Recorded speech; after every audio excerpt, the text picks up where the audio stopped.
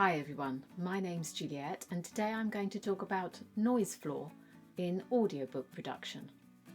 If you're trying to create an audiobook yourself, you've probably already heard the term noise floor and you know that it needs to be less than -60 dB in order to be accepted.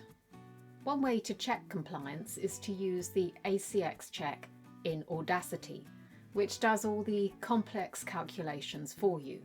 Not just for noise floor, but for all the requirements that Audible and other retailers have for audiobooks. I'll link to the ACX Check download in the description below.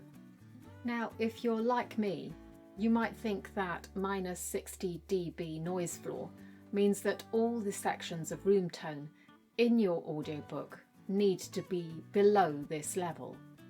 Obviously, if your recording space gives you that, that's great. But I found that my assumptions weren't entirely correct. Let's look at this audio sample from one of my audiobooks. You can see that the room tone wobbles back and forth to as high as -54 dB, so not -60.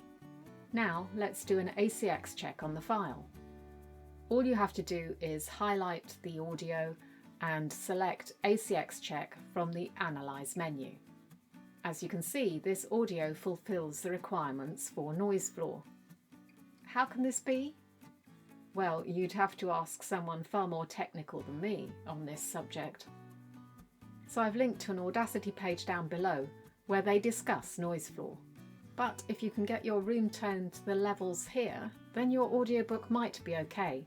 Just make sure you do the ACX check before submission. And one final note. The noise level in this sample is after the minimal noise reduction discussed here. I'll see you there. Thank you for watching.